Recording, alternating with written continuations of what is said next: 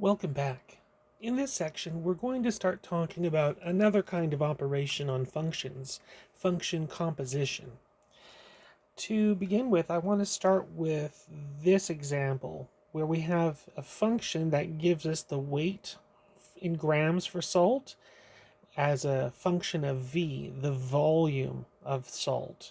So if we know the volume of our salt in cubic centimeters, then this function will give us the weight of our salt. Now what I want to have is an equation for W of X, the weight of our salt, where I have X as the input being the side length of our cube of salt. So one thing, of course, for us to remember is that for a cube, that the volume is length times width times height, and that those are all the same, so that our volume for a cube is x cubed. So how I'm going to create my equation for W of X, what I'm going to do is basically put one function inside the other. I have that weight in terms of volume is 2.17 times volume, but I know that volume is the same thing as x cubed. So I could say that weight is, instead of being 2.17 times volume, I could say that it's 2.17 times x cubed.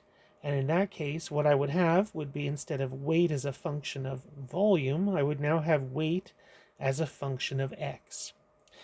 This is an example of a composite function. This function, w in terms of x, I got by putting one function, volume in terms of x, into another function, weight in terms of volume. So now, to define this operation, when we're talking about function composition, the symbol that we use is this little hollow circle here, f with a circle g. That's f composed with g. That's telling us that g is the function that's being put inside of f, or in other words, f composed with g is f of g of x, putting g of x inside of f of x. Now, if we're thinking about the domain for a composite function, to begin with, g of x would need to be defined. So whichever x that's going to be in our domain for f composed with g, the x has to definitely be in the domain of g. If g is not defined, f composed with g wouldn't be defined either. Also, we want to make sure that whatever this value is for g of x, it's a value that makes f defined, or in other words, g of x, the y value that we get for that x value, has to be in the domain of f. So there's actually a little bit of a complication when it comes to checking the domain for composite functions. And we're going to see that in just a little bit. But first I want to do an example of just doing a composition of functions numerically. So I want f composed with g of 2. And so for that, that means I'd be looking for g of 2 to be put inside of f of x. And we know how to find g of 2. G of 2 we find by putting 2 in for x in this function. So g of 2 would be 2 times 2 minus 1. Or we could find that g of 2 is 4 minus 1, or 3. And so now what we want to find is what is f of 3, and we evaluate that by putting 3 inside our function f.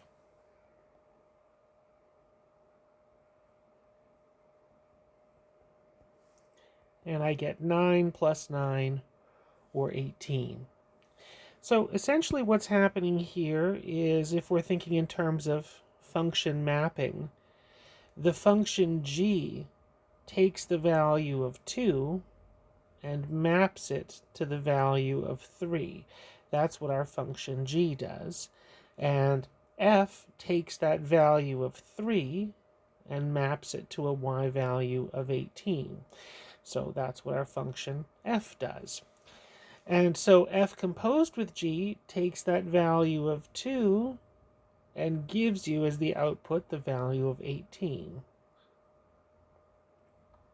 So essentially, when we're talking about function composition, we are just taking one function and putting it inside of another. That's essentially all that is going on here. So when we found out what f composed with g of 2 was, we first needed to know what g of 2 was. That was 3. Then we found out what was f of 3. Or in other words, we traced a value of an x value to find out what would be the corresponding y value with function g. And then from that value, what's the corresponding y value using function f.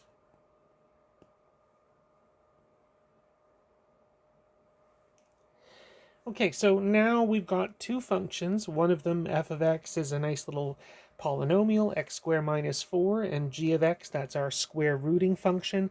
And here what we want to do is not evaluate it a value of x. We want to find out as a function what is f composed with g. So f composed with g, or f of g of x, we would find that by putting g of x, which is our square rooting function, inside of f of x. And if we're thinking back to what that means that we'll be taking our function f of x and replacing all of the x's with root of x. So the original function for f of x was x squared minus 4, and we're replacing the x with root of x. So we'd have root of x squared minus 4, which is same thing as x minus 4. Now, as far as the domain goes, we have to think about not just what does the end result look like, what does this look like, what are the values of x that are good for f composed with g of x as it finally looks. But we also have to ask ourselves, what are the values of x that make us begin with something that's defined? Remember, for the domain of a composite function, it's not just what are the values that make our final result okay, it's also what are the values of x that make g of x itself defined. If you're thinking back, for example, to this stage here, where we were wanting to put root of x inside of f of x, if you want root of x to be a real number, then x has got to be greater than or equal to 0. So even though the end result, x minus 4, looks like it should be good for any value of x, because we're coming from something that was involving putting a root of x into a function, and for root of x to be a real number, we know that x needs to be 0 or larger. Well, that means that for f composed with g, it also needs x to be 0 or larger.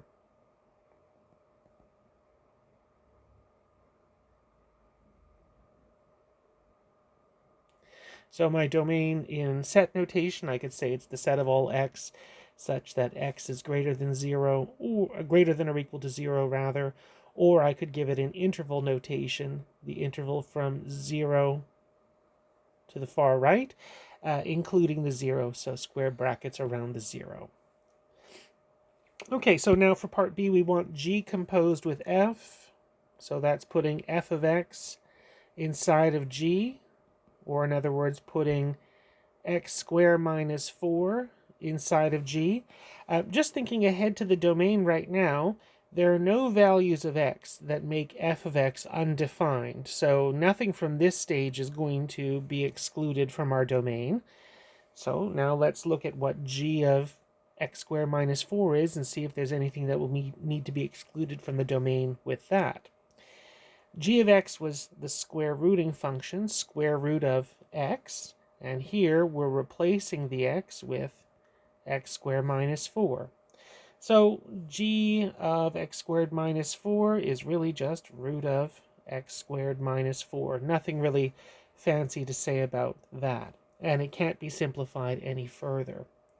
One thing that you can think about here if you're thinking in terms of domain is that g of f of x is a root function. It's root of x squared minus 4, and you know that x squared minus 4 needs to be 0 or larger for the domain for this function then. And we know how to solve such a problem. I would think about the graph of y equals x squared minus 4, and I know that y equals x squared minus 4, that's a parabola opening upward. It has a y-intercept of negative 4, and I can find that it has x-intercepts at 2 and at -2.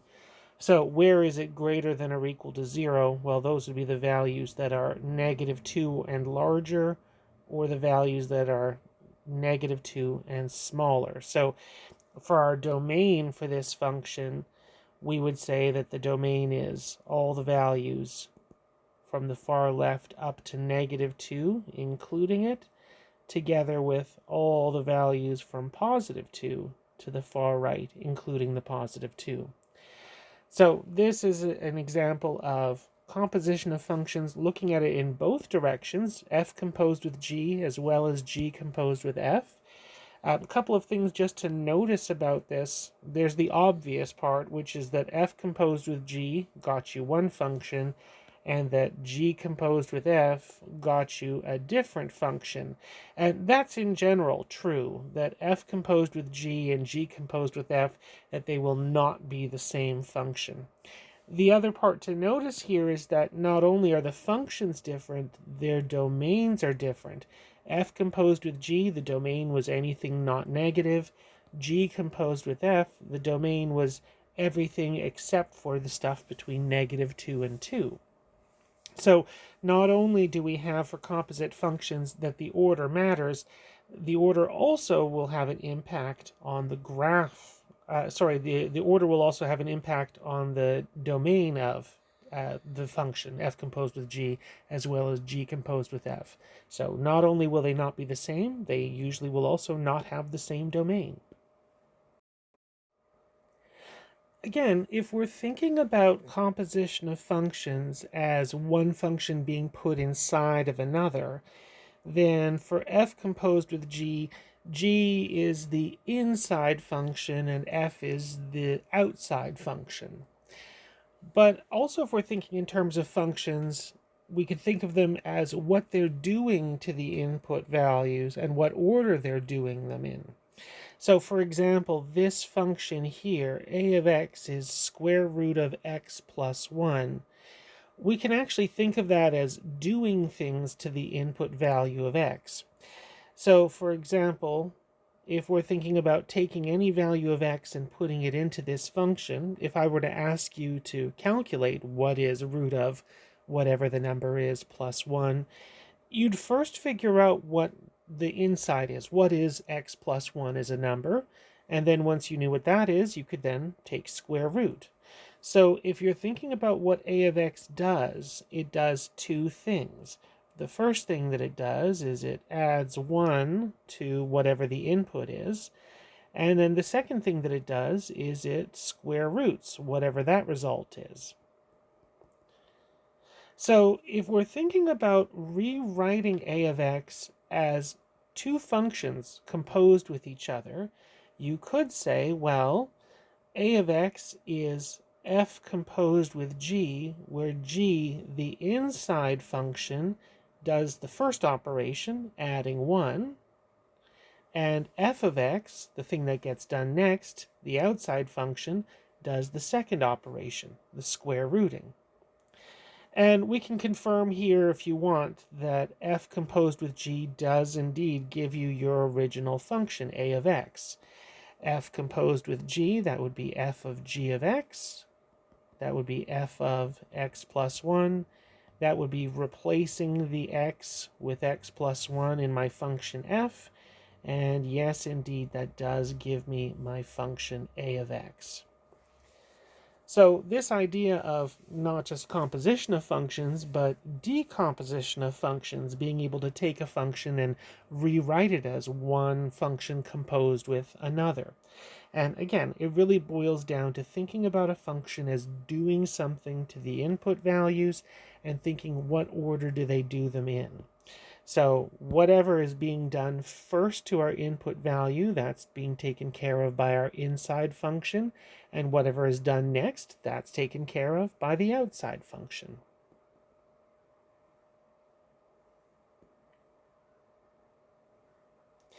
So here I want to find two functions, f and g, so that f composed with g gives me the function, in this case p of x.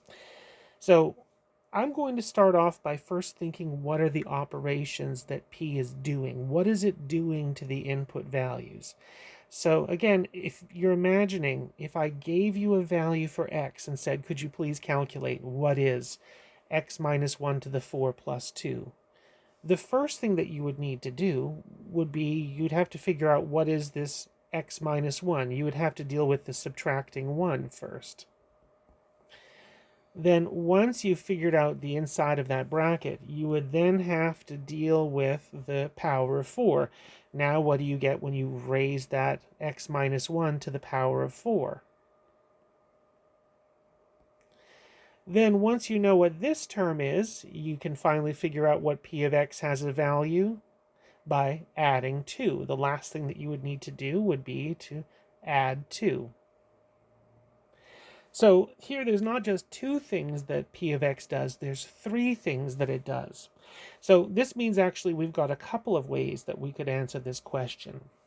We could have the inside function doing just the first thing, in which case the outside function would have to do the last 2 things.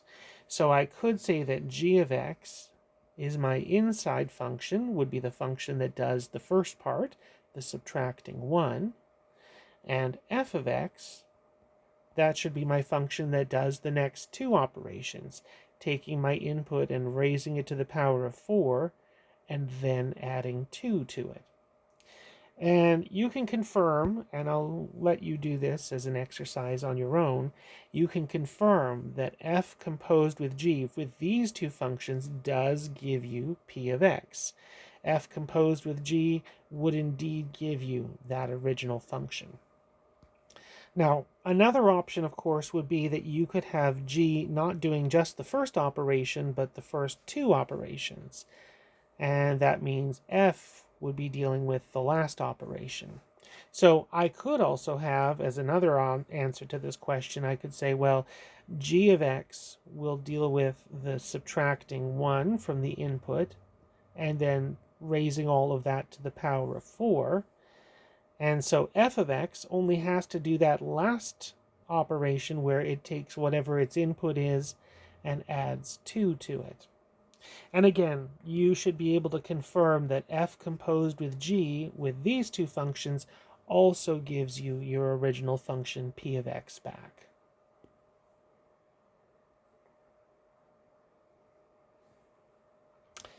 All right, let's do another one. We have this function q of x, and so again, if we're thinking in terms of operations, what does it do? The first thing that this q of x function does to whatever the input is subtracts 3. And I know that because if you had a value for x, that would be the first thing you'd need to figure out. What is x minus 3? Then the second part is that the x minus 3 needs to go into the denominator, or in other words, we need to take the reciprocal of x minus 3.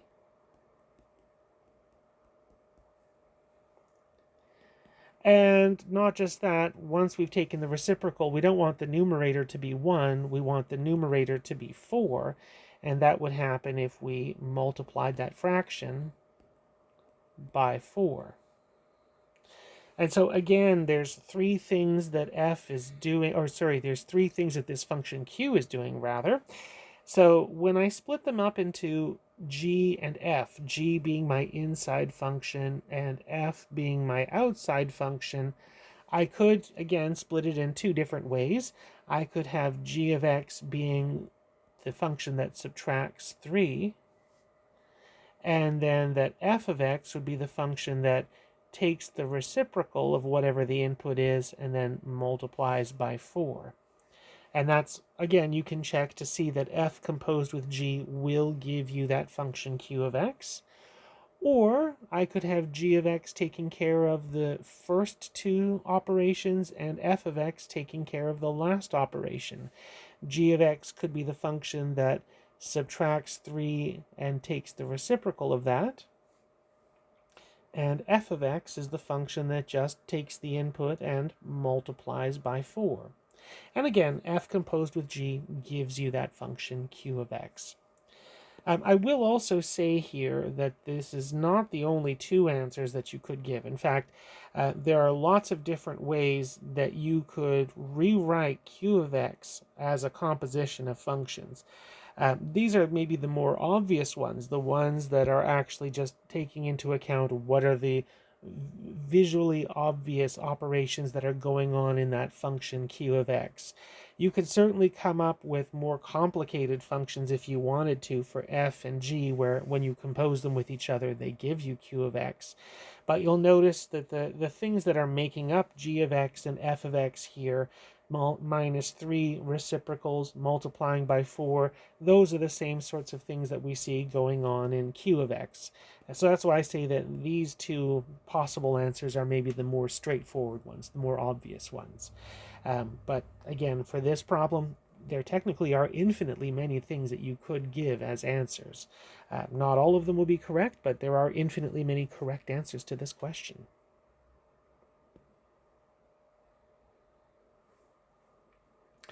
All right, so one last thing that I wanted to do here, and this is kind of a nice little foreshadowing. So foreshadowing for the next section, 6.2. So remember this example going forward, that these two functions have a rather special property, f and g here. We're going to show that f composed with g is always equal to x, and that g composed with f is also always equal to x. So starting with f composed with g, or in other words, f of g of x, that's taking my function f and putting g of x, that cube root of x plus 1 over 3, in for x. And for my function f of x, it was originally 3 times x cubed minus 1. So 3 times the input cubed minus 1. And I'm replacing the input of x with cube root of x plus 1 over 3. And we can see right away that the cube root and the cubing are going to undo each other. So I'm left really with 3 times x plus 1 over 3 minus 1. And the 3 and the 3 cancel.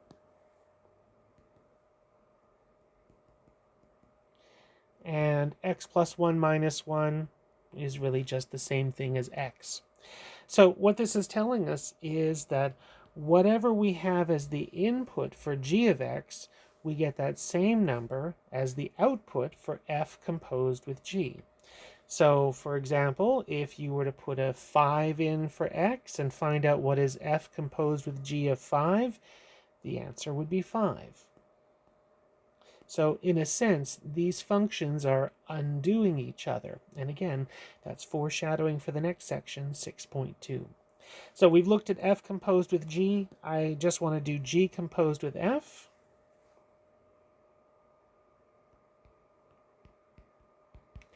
Which is g of f of x. And f of x was 3x cubed minus 1.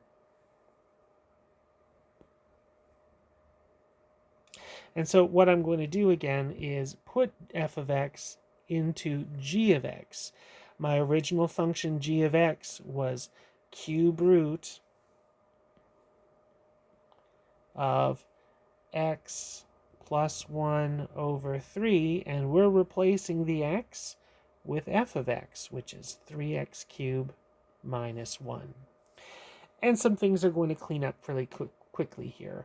The minus 1 and the plus 1, those are going to cancel each other out nicely, leaving me just 3x cubed over 3. And the 3 and the 3 in the numerator and denominator cancel each other out again, leaving just cube root of x cubed. And that's just equal to x. So we've shown here that f composed with g is equal to x, and g composed with f is equal to x.